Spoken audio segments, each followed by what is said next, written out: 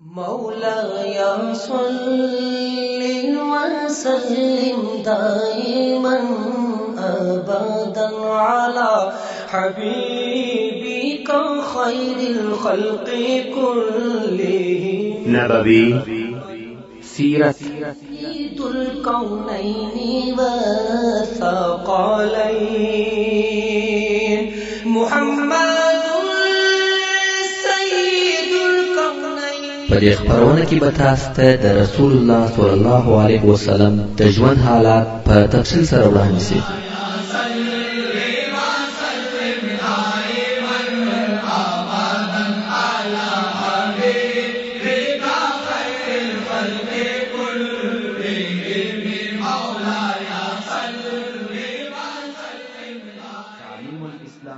أعوذ بالله من الشيطان الرجيم. بسم الله الرحمن الرحيم. إن الحمد لله نحمده ونستعينه ونستغفره ونعوذ بالله من شرور أنفسنا وسيئات أعمالنا. من يهده الله فلا مضل له ومن يضلل فلا هادي له. وأشهد أن لا إله إلا الله وحده لا شريك له. وأشهد أن محمدا عبده ورسوله. أما بعد محترم ورونو، مجد بدر د جنگ او غزا ځینې عجب او نادر حالات یا واقعات بیانول. كم وقت رسول الله صلى الله عليه وآله وسلم زبير بن العوام رضي الله تعالى عنه لا واقع بيان کړ چې هغه څوک چې سر تر څو په وسپنه پوښلي ووژي ترڅو چې د پیرانو څخه یو نفر رضي الله تعالى عنه د سکه قصه راغلی او دغه ذکر او درېمه واقعه د عکاشه رضي الله تعالى عنه د توري څوک نه لیدي هغه چې دغه د اواز چې بدر په جنگ او معرکه کې د عکاشه ابن محسن الاسدي رضي الله تعالى عنه دغه په جنگ کې ماته شو. اوس نو جنگ په چی شو صلی الله علیه و آله وسلم رسول الله صلی الله علیه و آله وسلم تورغلی او یا رسول الله كم وقت رسول الله صلى الله عليه وآله وسلم مدينة منورة وطرف رسول الله صلى الله عليه وآله وسلم یو لرګي پلاس بشر او رئیس ویا عکاشه بدر جنگ کوا کوم وخت چې عکاشه رسول الله صلی الله علیه و آله وسلم څخه دغه لرګي واخیستی او پلاس کې یو وشوراوه د پلاس کې پنده کوم وخت چې رسول الله صلی الله علیه و آله وسلم سره مخامخ دغه تورې د جنگ تر اخره او د مسلمانانو تر نصرت جنگ او پر دغه تورې د العون نوم کښاوه یعنی کومک د نیزه پر عکاشه رضی الله تعالی عنه دغه تورې همیشه و هر جنگ ته امن او سلامتی او جنگ راغلی ترڅو چې د ابو بکر صدیق رضی الله تعالی عنه په خلافت او د ردت په جنگو کې شهید ووژل شو. نو دغه ټول هم د نبوت د معجزو څخه یو معجزه صلی الله علیه و آله وسلم څلورمه واقعه رسول الله صلى الله عليه وآله وسلم خپل اصحاب ته او هغه وخت څوک د ابو البختري ابن هشام سره مخامخ نه دی وشت چې دنیا په عدل او حساب چې په مکه مکرمه کې او رسول الله صلی الله علیه و آله وسلم ته هیڅ آزار نور رسول او رسول الله صلی الله علیه و آله وسلم د دې څخه داسې کار نه ولیدلی چې د علیه الصلاة والسلام دی ناخوښه وي او ابو البختري د هغو خلکو څخه وو چې هغه د قریشو د مقاطعې د ماتېدو سبب وګرځېد. الله تعالی عنه په مخه ورغلی ستاسې به قصه په یاد وي چې قریشو د مسلمانانو سره خرڅول او رانیول منع یا په اوسني اصطلاح بندیزه پر ولګاوه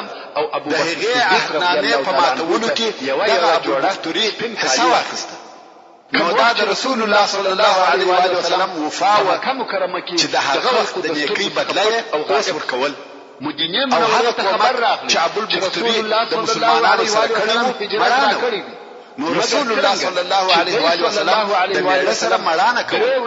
د تیرو وختو نیکي په دغه مشغوله او سرګردانه ورځ کې مسلمانان او رسول الله صلی الله علیه و آله وسلم وفرمایل او بل دا چې پوهېږم چې د بني هاشم دغه ځینې خلک چې جنګ ته راغلي دي دوی په ناخوښۍ سره دغه جنګ ته راوستل شوي دي دوی زموږ سره د جنګ کولو هېڅ ضرورت نه درلود نو که څوک په جنګ کې د بني هاشم سره مخامخ سي نه دی وژني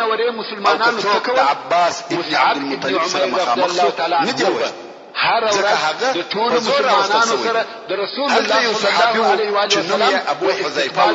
او د هغه عتبه دوی او د هغه شیبه وراره او د هغه ولید ورور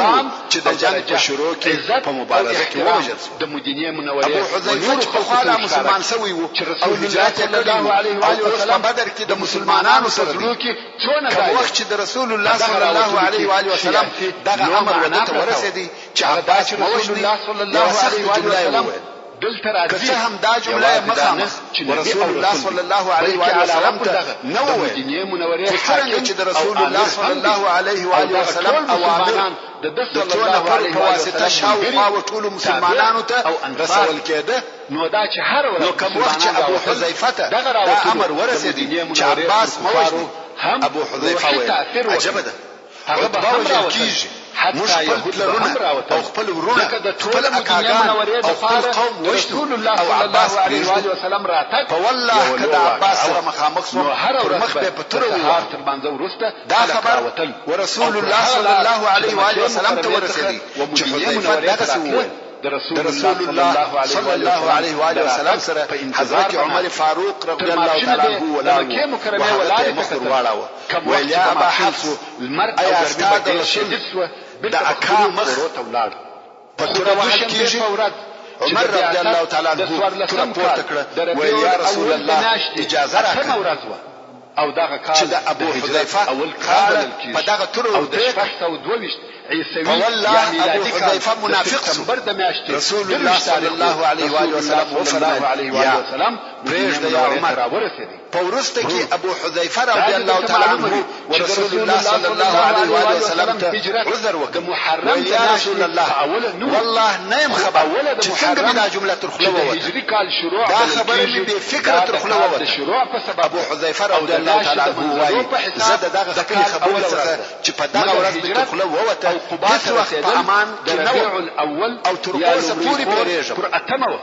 او مگر الله عز وجل په شهادت را پټ یعنی دغه ګناه مې بل شهادت بل شي نه سره پټولای ولسم تاریخ او ابو حذیفه رضی الله تعالی عنہ رسول الله صلی الله علیه و سلم او ابو بکر صدیق رضی الله تعالی عنہ په داسې مدینه منوره ابو بکر صدیق رضی الله تعالی عنہ د خلافت په وخت او د ردت په جنگو کې چې مسلمانانو په امامه کې د هغه مسلمانانو کذاب سره جنگ کاوه چې د نبوت دعوا کړو او ګرمي شدیده ابو حذیفه رضی الله تعالی عنہ شهید ووژل خو تاسو د صحابه کرامو و بیر ته وګورئ ابو حذیفه رضی الله تعالی عنہ د پلا انتظار او اکامل لږ وخت د خپل سترګو ولیدي چې د یوې درختې په سر کې معلومه خبره ده چې په هغه خپاو د رسول الله صلی الله علیه و سلم د امر څخه مخالف یو خبره چې هغه قصدن او عمدن نه و تر خوله ووته د اعصابو د کمزوري په خاطر او لوړ نه خبرې د جبران لپاره شهادت غوښتي او بل شهادت اصحاب بل شي نسرا پاکولای يهودي ځان نه ټینګولای او په شهادت هم په نصیب یا بني قیل اوس ابو البختري تراس د قیل اولاد هلته جنگ شروع ابو البختري د خپل یو ملګری په ملګرتیا جنگ کوي چې د انصارو یو ډله پر راغله چې په دې ډله کې یو نفر چې نوم یې مجذر پر راغله یا ابو البختري ذکر رسول الله صلی الله علیه و آله وسلم موږ استاد او وجلو څخه منع کړیو یعنی ابو البختري ویل او د ازما ملګری او نصیب مجذر ویل یا والله د رسول الله صلی الله علیه و آله وسلم استاد ملګری د وجلو څخه نه منع شوی فقط استاد وجلو څخه منع شوی ابو البختري ویل نو په والله زه او ملګری بدواړه یو ځای وجل کېږي الله اکبر مجذر ویل زه ستاسو سره کار نه لرم مګر استاد ملګری سره حساب نه عوف کې مجذر د ابو البختري پر ملګری حمله وکړه رسول الله صلی الله علیه و وسلم مجذر سره جنگ شروع خوشالي تکبیرونه شروع مجذر د خپل ځان څخه پوری وخت رسول الله صلی الله علیه و سلم مګر ابو البختري غواړي چې مجذر ووژني انصار او مسلمانان په مجذر پوری مشفي او کوشش کوي چې وارد مجاهر د خپل ځان د دفاع په سبب مجبور شو ابو البختري ووهه او ویوژي وروسته مجاهر ورسول الله صلی الله علیه و آله وسلم ته راغی او عذر یې کاوه ویل یا رسول الله والله ما نه وژي مګر قریب و چې ما ووژي دنه پېښول كم وقت پوسو چې نه پریږدي او وژني مې وجبريل او ومي رسول الله صلى الله عليه وآله وسلم په دغه عذر ځینې راضي سو يعني هم رسول الله صلى الله عليه وآله وسلم د امر په اطاعت د صحابه کرامو د حرص یو نمونه او صالح مؤمنان کومکون کې دي د بدر د جنگ د عجیب واقعو څخه یو هم هغه واقعه ده چې د عبدالرحمن بن عوف رضی الله تعالی عنه او امیہ بن خلف په مابین کې رسول الله صلی الله علیه و آله وسلم ابن عوف رضی الله تعالی عنه نو رسول الله صلی الله علیه و آله وسلم د جاهلیت په کې په مکه مکرمه کې دوه خواږه ملګري او آشنایان خیر قصه دراس د ربيع الاول د بدر په ورځ کې د دوشنبه جنگ څخه د مدینه منورې خلاف مسلمانانو چې علم نبی د جنگ په میدان کې ولاړ د مخه تر دې نو د میدان جنگ فراتلی دي او میدان خالی دی مگر امیہ بن خلف او زوی ولاړ معلومیږي چې کوم په دې سبب چې امیہ چا او کم یو زغستلای خو نسی حتی اسپریدل له هم عمر هم لاړ سي او نږدې و ځکه ابو بکر صدیق رضی الله تعالی عنه تر رسول الله صلی الله علیه و آله وسلم په عمر باید وداس چاته تسلیم سم چې هغه می وساتل او هر یو پښتنه کول په دغه وخت عبدالرحمن ابن عوف رضی الله تعالی عنه د جنگ په میدان کې د کفارو پاتې شیان د نعمتونو ټولوي او د امیہ و منطقه علیه و آله وسلم یې رحمان یو څه زغری د میدان جنگ څخه ټول کړی او غواړي چې دا یوسف د لشکر تر شاید شي او بیا راځي نور غنیمتونه ټول کړي ابو بکر ځکه د کفارو لشکر وتښتېدی او خپل ورسره سامانونه ټول پر میدان ورزولي صلی الله علیه و آله وسلم کې چې زغری ورسره دي او امیہ ابن خلف ورغلی دا داسې د خوشالۍ ورناره چې د مدینه منورې په تاریخ کې ذات خوشاله نوم په جاهلیت کې عبدود اوس نو مسلمانان جواب رسول الله صلی الله علیه و آله وسلم راټول دي چې دوی په مکه مکرمه کې و چې بچا د عبدود په نامه ورناري کړ د جواب نور الله علیه و آله وسلم ویل به په قباء کې رحمان کلثوم کفار د وطن په مشرک رحمان نه پیژنو او رسول الله صلی الله علیه و آله وسلم بلکې عبدود ورته تیر کړ د بیا ورته ویل چې تاسو عبدود راته وایي زه جواب نه کوم بیا یو په دې اتفاق او فیصله وسوه چې د عبدالله په نامه به درته اولین مسجد چې په اسلام کې جوړ شوی دی یا عبدود رسول الله صلی الله علیه و آله وسلم چې اول کار ما د مدینه عادت سره سم جواب ورنه جوړول دي امیہ چې په اسلام کې اسلحه ورسره د اهمیت زغره اغوسته ده بیا ورنه مسجد یوازې د عبدالله بلکې مسجد عبدالرحمن رضی الله تعالی عنه او هر کار مرکز دی مسجد د جرګو او شورو مرکز دی تر دغه زغورو شې نه غواړي او جهاد د پاره د دغه زغورو چې تاسو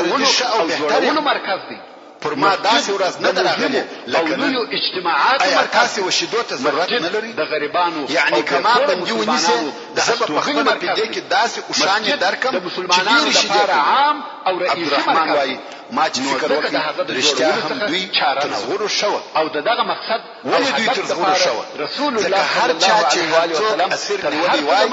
او دغه اسیر په بدله کې چې بیا هر شی په دې کې راغلی وای هغه به اسیر د سورۃ التوبه دا د قانون جمهور قانون آیات کې د عبدالرحمن وایي کې فرمایي زغر می وغورځول او دوی مصر الله رحیم کړ من اول یوم عبدالرحمن رضی الله تعالی عنه وایي زد امیہ او د دوی په مابین کې رهي و چې امیہ پښتنه راڅخه والله تاسو کې هغه سړی څوک چې د نعامه یعنی خامخا هغه مسجد د قباء چې تعداد او اساس د اول ورځ څخه پر تقوا او پرهیزګاري په جنگ کې دغه مرغه کې پر پرهیزګار شولې چې په هغه سره معلوم او شایع په دغه مسجد کې خلق دي تاسو کې هغه سړی خوشوي چې د نعامه بډکی پرهیزګار اجازه څخه ما ویل هغه حمزه عز وجل المطلب ځان پاکونکي اصل دغه سړی په موږ دغه کارونه وکړ او د خټو الرحمن وایي دغه مسجد جوړولو په کار کې رسول الله صلی الله علیه و آله وسلم او ټول اصحاب کرام رضی الله تعالی عنهم په مخاطب او په امیہ ابن خلف هغه څوک چې په الله علیه و آله وسلم بلال مالک باکی یو بلال رایي پاتسو او امیه چې بلال رضی الله تعالی عنه ته سخت عذابونه ورکول او د رسول الله صلی الله علیه و سلم امیه ولري چې اسیر نیول رسول الله صلی الله علیه و آله وسلم امیه ابن خلف او د کفار مشارونه یا بزیم یا بدی برابرول عبدالرحمن متوای د هغه مهاجر مسلمانانو ژوند چې نیکور د رضی الله تعالی عنه وای ستا اسیر دی کنه والله صلی الله علیه و آله وسلم عبدالرحمن رضی الله تعالی عنه وای دا خبرې پرېږده دا ما اسیر دی چې د رسول الله صلی الله علیه و آله وسلم ما ماګان حال وای په لوړ आवाज هم د اسلحه یا انصار الله د کفر رئیس امیه ابن خلف هغه چې په مکه مکرمه کې ماته عذابونه او آزارونه راکول چې ابو بکر صدیق رضی الله تعالی عنه یې تر شا ورسره جوړاو د مدینه منورې په طرف رهي کړی دي او دوی د شاده طرفه په سیسه وخت تر شا یې په نيزو وهي د مدینه منورې عبدالرحمن پوسو دغه د بندیان نه راځي نو یا بندیان ته درځي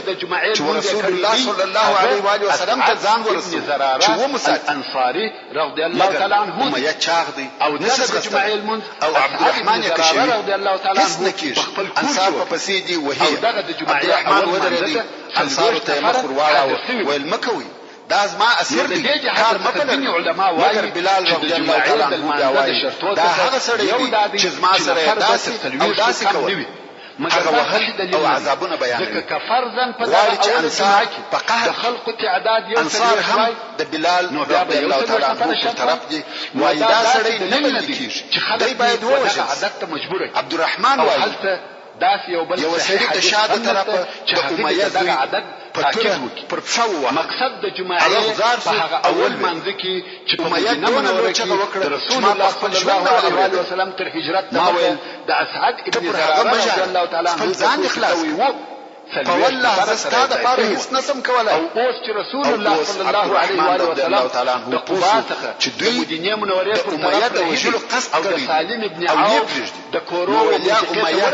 پرمځکه د منځ وخت هغه هم رسول الله صلی الله علیه و سلم د جمعې د غواړي چې په دغه طریقه د تورو او نیزو د وهلو څخه وساتي په دیار کې د سالم ابن عوف او بیا هم دغه وایي چې لازم اسیر دي کار مطلب شلو نفرو او بلال رضی الله تعالی عنه ناری وهي مړ کوي الله صلی الله علیه و آله وسلم ما پېژدي نو دغه خطبه یو د دې اولینه خطبه ده چې رسول الله صلی الله علیه و آله وسلم دغه وارونه د هر طرفه پرچیږي په دغه حالت کې د عبدالرحمن او صلی الله علیه و آله وسلم اوله خطبه او دغه هم زخمی شو چې په دیار کې او اخر یې په دغه وونه کې امیه ابن خلف او دغه د قباء او مدینه دغه امیه ابن خلف چې بلال رضی الله تعالی عنه ته رسول الله صلی الله علیه و آله وسلم مدینه منوره ته داخل قسم چې د هر طرفه توري په ننوتلې د شار نوم تورو او مدینه رسول صلی الله علیه و آله وسلم عبدالرحمن رضی الله تعالی عنه د امیه تر مرګ وروسته مدینه منوره اول الله دی بلال ته بخښنه وکړي مدینه منوره زغری هم راڅخه ولاړې او بندینه هم وجلان د ورځ ځکه هغه زغری چې د ټول کړی هغه د الله صلی الله علیه و آله وسلم د په سبب مدینه منوره ته داخلي بلال رضی الله تعالی عنه تورونه او نو ځکه ویل غفر الله لبلال راحت علي الدروع وراح علي الأسير كانوا رسول الله صلى الله عليه وآله اسلام دشمن أمية بن خلف آخر حالت او الور آواز سره شپږم واقع طلع البدر حضرت عمر بن الخطاب رضي الله تعالى عنه په دغه ورځ خپل ماما عاصم بن هشام ابن المغيرة النبي ووجه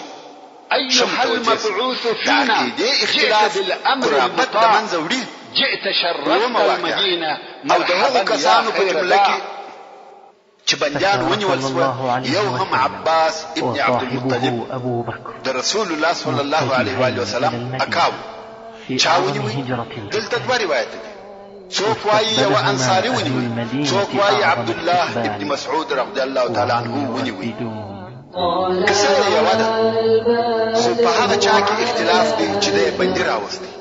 موږ په هغه روایت بیان کو چې عبد الله ابن مسعود رضی الله تعالی عنه بندي راوستي اوس نو عباس چک بردار او غسړی خو عبد الله ابن مسعود رضی الله تعالی عنه کوچنی دنګر او ضعیف سړی خلک ورته ګوري ډېر عجب منظر دی عبد الله ابن مسعود رضی الله تعالی عنه د عباس لاسونه شاته نیولې دي او دای مخ ته پورې وهي تر مخ یې ډېر لوی او غټ سړی رهي دي او تر شا کوچنی ضعیفه ډنګر سړی په پسې دي او پورې وهي خلک په تعجب کې دي چې دغه غټ سړی څنګه دغه کوچني سړي ته تسلیم دي یوازې دا نه چې تسلیم دي بلکې د هغه په نیولو او پورې وهلو خوږېږي هم په تکلیف رهي دي د درد او زحمت علامې پر مخ ښکاره دي څو د بندیانو ځای کې راوستي خلق پر عبد الله راټول شو رسول الله صلی الله علیه و وسلم هم ولاړ دي خلق عبد الله ته وایي یا ابن مسعود دا غټ سړی دې څنګه اسیر او څنګه ونیوي عبد الله وایي ما تر لاس ونیوي او دې تسلیم شو بس دغونه زما نیول او د تسلیمېدل و بیا نو خلقو د عباس رضی الله تعالی عنه څخه پوښتنه وکړه ویل یا عباس ودغه ډنګر ضعیفه سړي ته څنګه تسلیمېدې عباس ویل والله چې زه تر لاس ونیولم پر خپل لاس وبېرېدم چې رامات مې کړي دونه قوت ورسره و رسول الله صلی الله علیه و وسلم ومثل او ویې فرمایل یا ابن مسعود پام کوه چې په ځان خطا نه وځې او دا فکر ونه کړې چې زه قوي یم د ده په نیولو کې ملائکو کومک درسره وکړ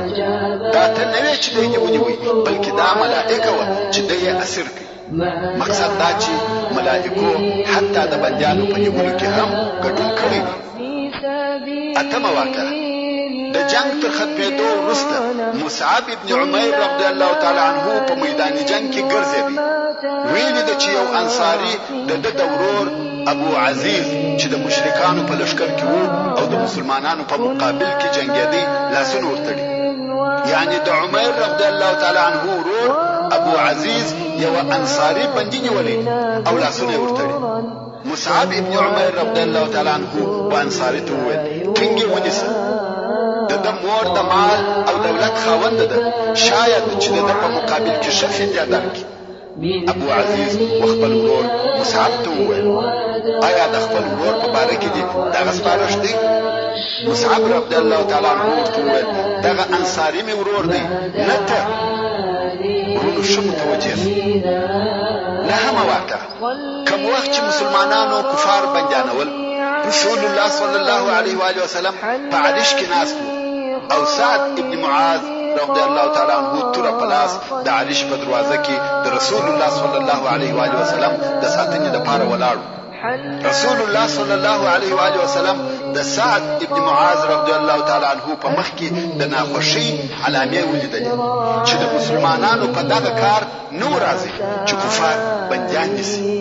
نو رسول الله صلی الله علیه و آله وسلم ورته وفرمایل یا سعد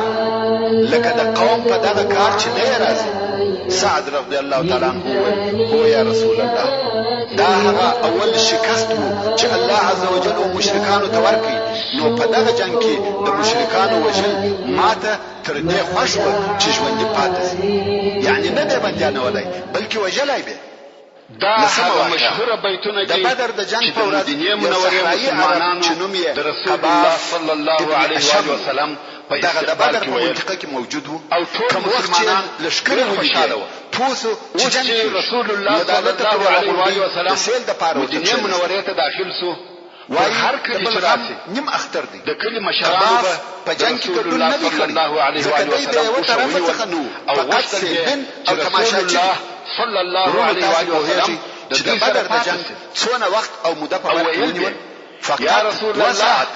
زموږ ټول غزا د غوړي عدد فقط 2 ساعته او مناعسته نو ورځې نه هفته بلکې 2 ساعته عدد سته نو قباس فکر کاوه چې دا جنگ اوږد جنگ دی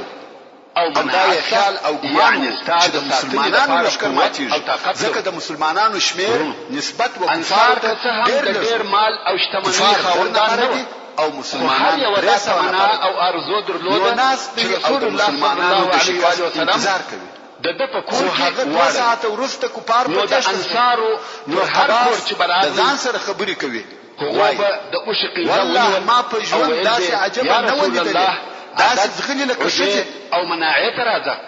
مګر رسول الله صلی الله علیه و وسلم ورته ویل دا په تاریخ کې هغه کوتاه جنگ ځای ته ځي دغه قباف دا د الله جل جلاله د طرفه امر کړی شوی دی خو بیا په وروسته کې یا د حدیبیه ما د حسوبینې د پاره منورې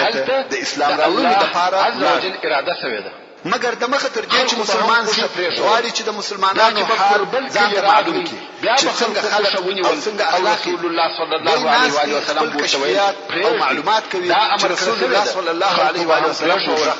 او واقعا هم او شو اختیار ته پرې شو رسول الله صلی الله علیه و وسلم وفرمایل ته هغه چې بدر ته حاضر سوی وي او هر کله چې براغله خلق بغوسه چې او شو ونیسي مگر بدر په وړاندې صلی الله علیه و سلم بورتوي مقصد دې څه دی او شرحي رسول الله صلی الله علیه و سلم مسجد نبوي آیا تا د بدر په ورځ د ځان سره نو چې والله ما په ژوند داسې عجب نه دي د دوی یتیمانو لکه شذي او هلته او شباب چوکس اشهد ان لا رسول الله صلی الله علیه و سلم پر واشهد ان رسول الله والله دا خبره ما وه چاته نه کړې او شاته وکړه دا خبره ما د خپل ځان سره کړې و او د هغه راهیسې بیا هیڅ چاته هم نه دی ویلي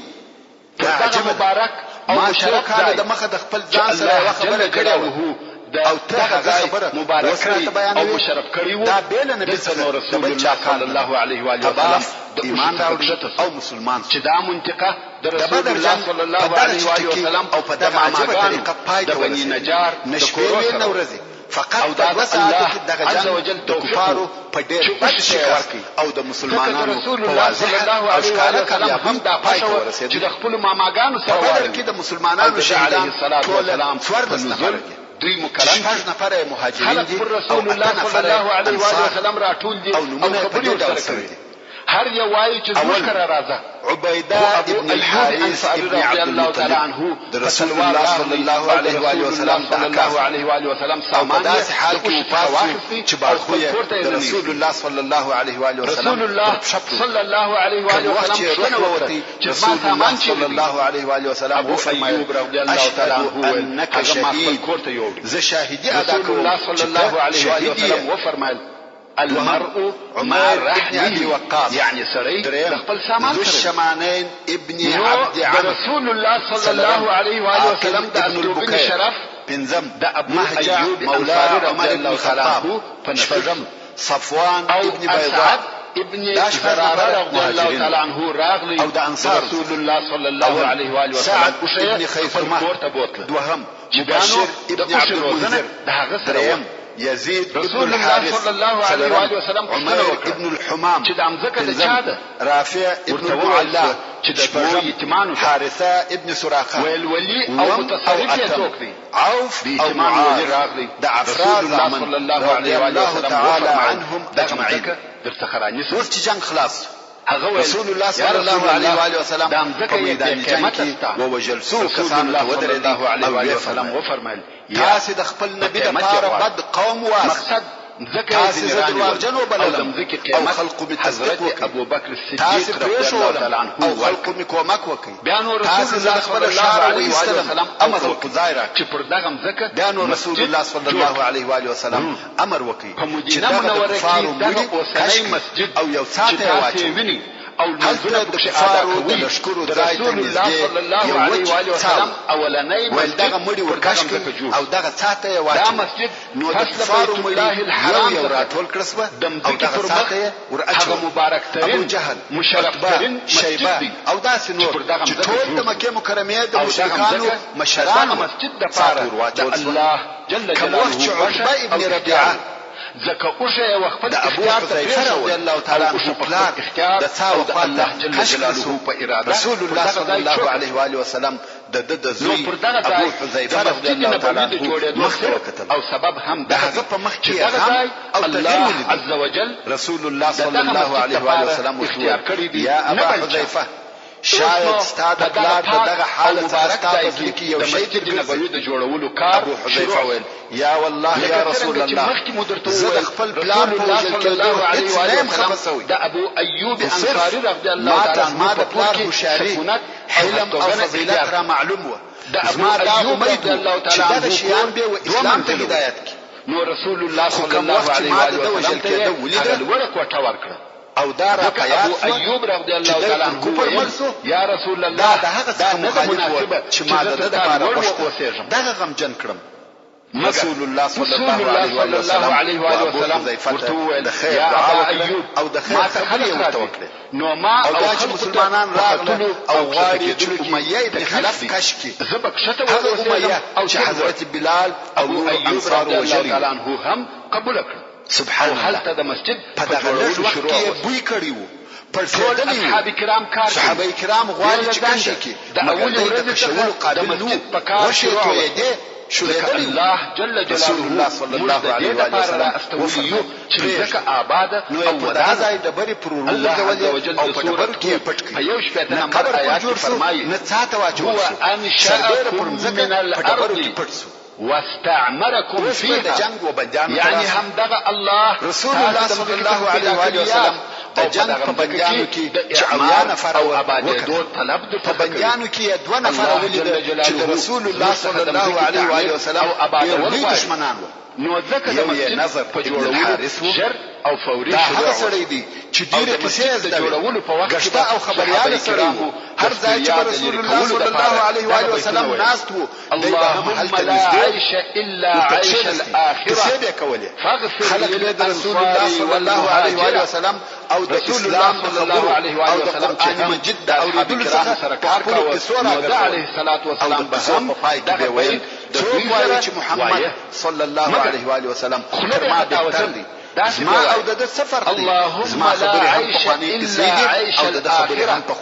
فاغفر للمهاجرين او قران مجید کې چې هر ځای د اساطیر رسول الله صلی الله علیه و آله وسلم شعر نوای دغه نظر ابن الحارث جل جلاله د سوره یاسین په نشبه نمبر آیات کې فرمایي رسول الله صلی الله علیه و آله وسلم الشعر او دغه سړي دغه سکړي هغه د اعمال ذکر او بیا حضرت علی رضی الله تعالی عنہ امر کوي وسلم تمر شعر نو شولي او دلته نظر ابن الحارث د حضرت علی رضی الله تعالی عنہ صلی الله علیه و وسلم غوښته او رسول الله صلی الله علیه و آله وسلم خپل شعر فارو بلکې بل مشهور شعر کې هم خطاوتی ابن ابي معيط چې رسول الله صلی الله علیه و آله وسلم تر هر د کفر د رئیسان مگر یو رئیس نور تلی رسول الله صلی الله علیه و آله وسلم صلی الله علیه و آله وسلم په وخت کې چې دغه سړي څه کړی دي کې مشهوره و رسول الله صلی الله علیه و آله وسلم د عمل په بیانولو شروع او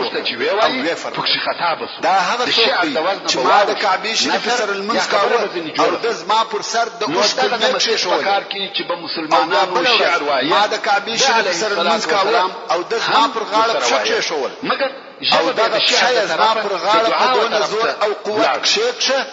چې ما مرګ ولیدي رسول الله صلی الله علیه و آله وسلم تنو عاصم په جوړولو کې رضی الله تعالی عنہ ور ولاړ سو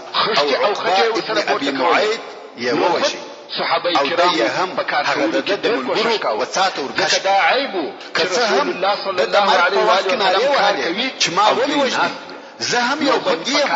ټول بنديان پاتې دي او ما وجدي به یو وخت بندي نه وجد کیږي او پورته کول مسلمانان ویل عمار ابن یاسر رضی الله تعالی عنہ چې داس او داس دي کول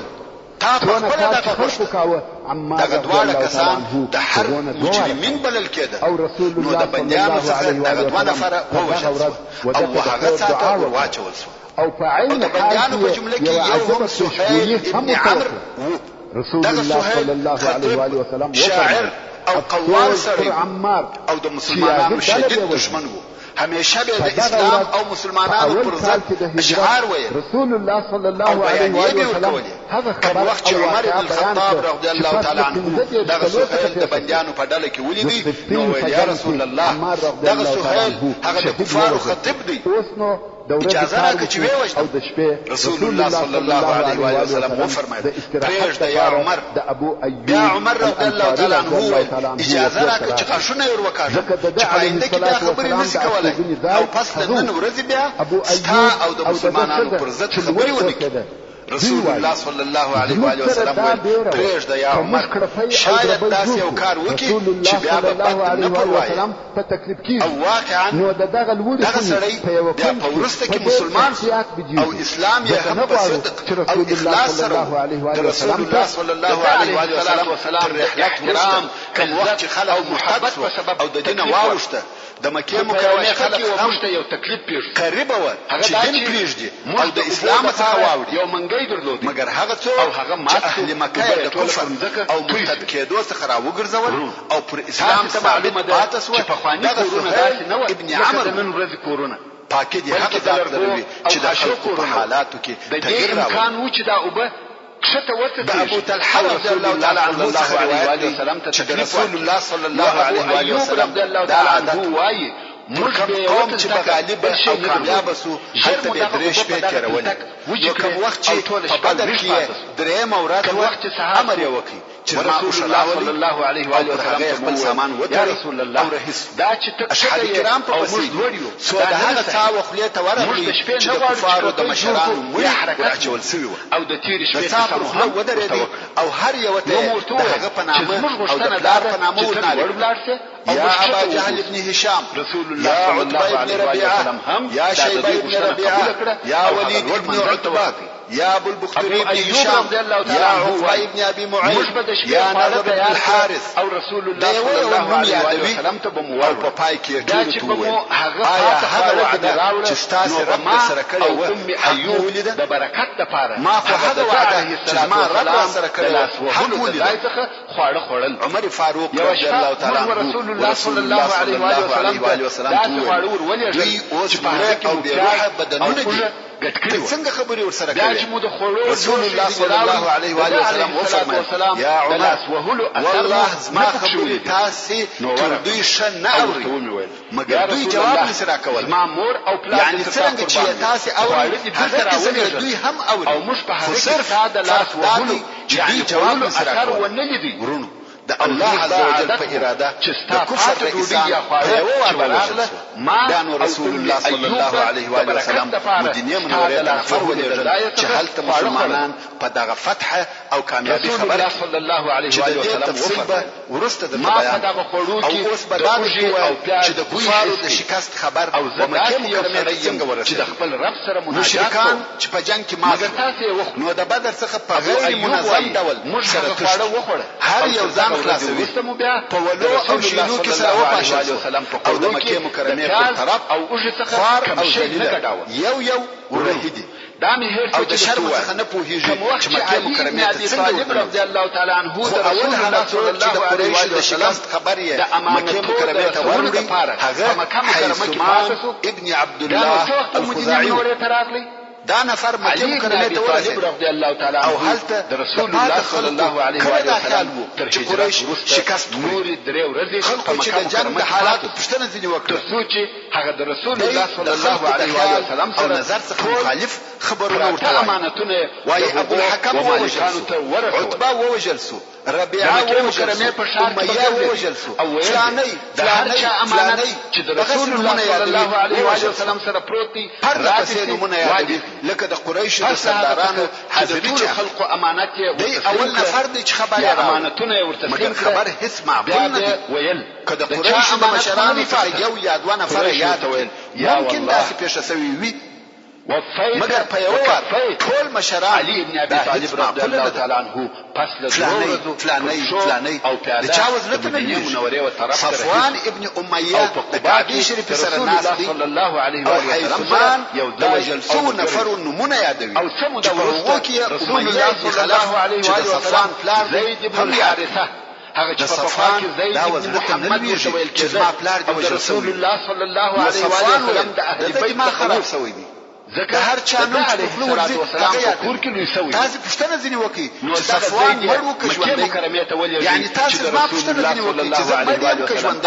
او کوهلی را پښتنه ځنی وکړه چې صفوان په مړ کې وکړ په ژوندو کې مکه مکرمه ته لاري صفوان هغه صلی الله علیه وسلم اهل بیت کرام ما د پلار او ورور ولید چې رسول الله صلی الله علیه وسلم خلق او درو حسو وشمس او ام كلثوم حيث ما زید او ام ایمن رشداول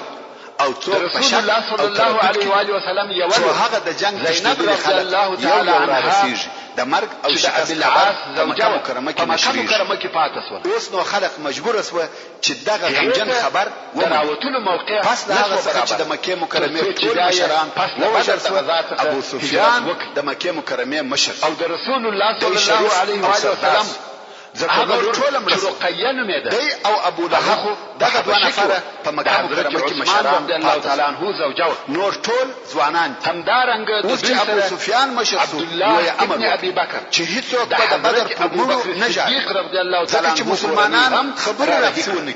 چې په هغو کې عادت خدا وو چې شذو او نور پر خپل مړو یا وجلسو کسانو جړل لونی هم وي او په دغه کار به یو څه صلاح هم کړي رضی الله تعالی عنها چې دا امر بیان چې څوک په نجاری د هغو نور هم غم او فکر په هغه وختو کې مدینه منورې یو تبه درلوده چې سپینږیري او په اول ورغلی هغه زمانه په بدر کې ووجل شو او حتی ډېر کسان ووجل او زړه او حضرت عائشه رضی الله تعالی عنها وايي کوم وخت ابو بکر او شپه د یوې شذې د جړا आवाज تعالی عنهما مدینه منورې ولې چې ته ورسره وګوره معلومات او چې د جړا اجازه سره چې د دوی او جړا حلال شو دوی به د قریش په فولو کې وجل شو کسان جاړي او نا امیدي شعرونه زوی ابو بکیمه ورسول صلی الله علیه و آله وسلم چې دنه په ځل کې مدغه خبر کړي مريان رسول الله صلى الله عليه وسلم دعاء هغه یو شذ چې او شی او مستداسي محبوبه لکه زموږ محبت د مکه سره دلته نو اسود خپل ځان نسوای چې ګولای او یو څه کنه یا اشعار کې برکت واچي چې مقصد یې داو او د خلک په نقل سي اوس په جاړه کې وګرځي او موږ په وجل شو انسانانو کې رسول الله صلی الله علیه و آله وسلم د ژوند د دغه مرحله بیان او د ابو سفیان بل امر داو چې هیڅوک په د بندیانو فدیه نه ورکوي چې راخلاص او دغه زمکه مکرمه د دعوت په کار د همیشه لپاره د مسلمانانو و مشته تمام پیدا کیږي دلته د رسول الله صلی الله علیه و آله وسلم د رسول الله صلی الله علیه و آله وسلم اکاو د شکو او د بدر جنگ ته نو یو څه تفسیرات ضرورت وینم په مکه مکرمه کې او د هجرت په مقصد د جنگ د شکست خبري څنګه واورېدي او د هجرت په اړه کې موږ هغه وخت خبري وکړو چې مسلمانانو د اول وار رسول الله صلی الله علیه و آله وسلم ته پریږدي او اوس به هم ځکه هغه په هجرت په اړه کې یو جزء دونه وای ابو رافع وای چې الله جل جلاله مرایي و دین او عقیده او اسلام زموږ کورنۍ یعنی د عباس کورنۍ ته را داخل شوی او عقیده مسلمان د زوال ام الفضل چې د عباس مخامخ هغه مسلمان یا دین او زه مسلمان شو تهدیدی او عباس خپل اسلام پټاوه مال ابو لهب کم ارزش چې جنگ ته نو تللی کوم وخت د مشرکانو د شکست خبر ورته راغلی مسلمانانو دا کړی او دلیل او عقیده د ساتلو پر اړه خپل ځانو کې قوت او عزت حس کی لکه صحابه کرام چې مال زه ضعیف سړی وم تجارت جوړو او کسب وکړ نو د عباس په کور کې او کورونه خپل کوټه یا خونه کې ناش وم او خالی لاس مدینه منوره ته ولاړم په کون کې د الله عز وجل د قانون تقاضا ده چې معنوي قوت او په دغه خبره چې مسلمانان کامیاب شول او کفارو شکست وخوړي ډېر خوشاله یو د وطن ګټي کبورو چې ابو لهب چې د شر علامه پرشکاره دي اندازه سره چې امت او دالت په دغه کوټه کې راځي لاس ونیسي شاید ما وخاطه ده الهي دین متابعت چې د ام الفضل څخه معلومات وکي او په دغه باره کې خبري ورسره وکړي په دغه وخت کې د خلکو ژغ او نارېز وي چې دغه دی ابو سفیان ابن الحارث ابن عبد المطلب د جنگ څخه راغلی دا ابو سفیان د رسول الله صلی الله علیه و آله وسلم د عکازوی د ابو لهب راغی او مشرک ابو لهب ورته دلته راسه قسم دې چې تاسو سره به د جنگ خبرونه وي ابو سفیان او ابو لهب تکشنستی او خلک شاوخوا ورته ولاړ ابو لهب ورته وایي بیان راته وکړه خلکو ته څه پېښه ته به نن ورځ وینې ابو سفیان یو بد اخلاقه موږ چې د قوم سره مخامخ د عقیدې د طرفه د حق څخه ډېر یو ملت بس ځانونه مو تسلیم کړل او مادیات چې د دوی خوښه هغه څه ولاړو او هغه څه بندیانو ملتونه او وطنونه به ځان تابع ګرځي په جنگ کې چا ډېر په عذاب کړ او ابو سفیان وایي هغه چې موږ ته ډېر تکلیف راکړ یو نفر و چې پرزګار یې د نعامه بڼکې خدا چې زه او ته د هغه خرابي او بربادي مجموعه او زخمیان یا یې نشو لیدلی هغه داسې کارونه راوکړه چې چا بچا نه دي کړي. اوږدوالي په مقابل ابو لهب وایي دغه نفر څوک د عمر ابو سفیان وایي موږ چې بیا وروسته پوښتنه وکړه د خرابۍ پر طرف حمزه ابن عبدالمطلب د تاریخ نو شکست ولې وخوړی تاسو ډېر او کمرون اسلحه سره بجې سترګې ابو سفیان وایي الله عز وجل خلق نه ملامت دین او عقیده ځکه هلته نور داسې خلق راغله چې سپین کالي اغوستي وو او پر ابلق آسانو سپاره وو ګرځولي په والله هېڅوک یې مخ ته نشوای درېدلی مسلمانانو دپاره طاقت نه درلود. د مال او وطن وایي ما سره راپورته او ومې ویل والله هغه ملائکې وې. اوله مرحله کې ابو لهب مخ راواړاوه یوه ټیله چپلاخ یې پر مخ راسره ویل ته هم د هغو ملګری یې. د مکې ابو رافع وایي ما هم ورحمله خو څرنګه چې زه ضعیفه وم د پورته کړم او د مځکې ووهلم او په ځګر کې کښېنستی. وظاهره او ښکاره ام الفضل د وطن پرېښودل ابو لهب راوځای شوي کول وه. خدای مې نه مالونه او کورونه یې په وینو یې پرېښودل. ولړل. زموږ په ام الفضل چې د عباس رضی الله تعالی عنه ښځه وه مجبوره یو لرګی راواخیستی ابو لهب یې پر سر ته ووهه. د ابو لهب سر یې ورمات کړي او ویل ضعیفه دې ولیدئ او خاوند یې هم نسته. د هغه دین ابو او لهب عقیدې په هم برکت چې تر سر یې وینې بهېدلې ذلیله ولاړ شو او زه یې پرېښود. وهغه وطن ابو رافع وایي په والله ابو لهب تر 7 ورځې زیات نور ژوند ونه کړ. مسلمانانو ته اوس چې آزادونه ابو لهب ورکول خپل کور ته او د زخمي او رسول الله غمجن صلی الله علیه لاړی. و وسلم د وژلو اراده یې کړې وه. اوس په هیڅ هغه غم هم او نشي دا ورنږدې مریضي کېدلی. چې سره یو ځای سوه اوس به د نو رسول یو الله بل مرض صلی الله یې علیه وسلم چې په عربي کې مهمې او ښکاره نقطې یا ذات الجنب ورته وایي او څوک وایي د عدسه په مرض ښکاره شی چې موږ ته د رسول الله صلی الله علیه و وسلم د هجرت را معلومیږي. ساري مرضونه یې بلل. رسول الله صلی الله علیه و وسلم نور د نږدې ټولو کېده. اصحاب کرامو د جملې اولادو هم حضرت ابو بکر صدیق رضی الله تعالی عنه اختیار کړي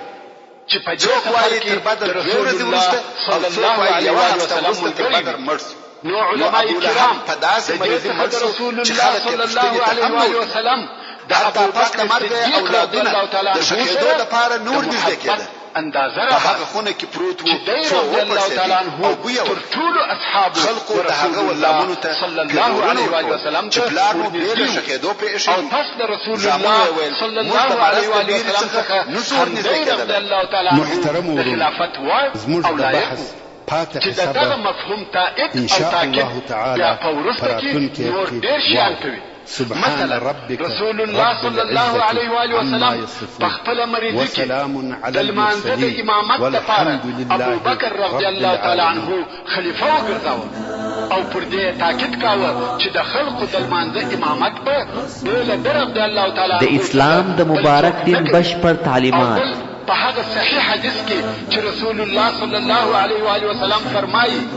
کما د ځان د پاره خلیل پیدا کولای تعلیم الاسلام نو راډیو ابو بکر به مې د ځان خلیل ګرځولی وای. رواه مسلم. او واقعا هم الله عز وجل په خپل احسان سره ابو بکر رضی الله تعالی عنه د دغه امتیاز وای او لائق ګرځولی وو. ابو بکر رضی الله تعالی عنه د رسول الله صلی الله علیه و وسلم په ملګرتیا کې د صدق او اخلاص یو نمونه او مثال وو،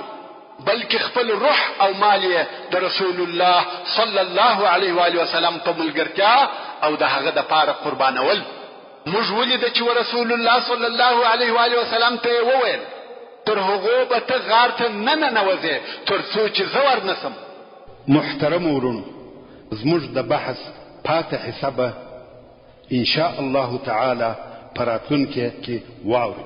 سبحان ربك رب العزة عما يصفون وسلام على المرسلين والحمد لله رب العالمين. د اسلام د مبارک دین بشپړ تعلیمات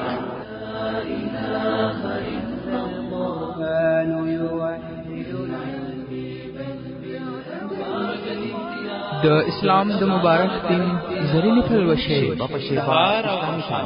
یوازې د تعلیم اسلام راډیو څخه نبوي احادیث د هلو او خوښیو ترڅ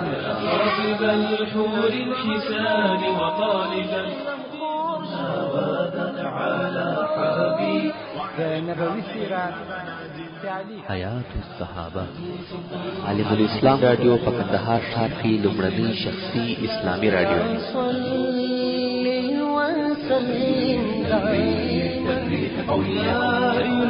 په دې ښکلي او ښایسته کې د ژوند شیبې تېرول عالم الاسلام رادیو د هیلو او خوښیو سرچینه د کامیابۍ راز د الله جل جلاله په عبادت کې نغښتی دی. زمانہ لري دوام تا بنا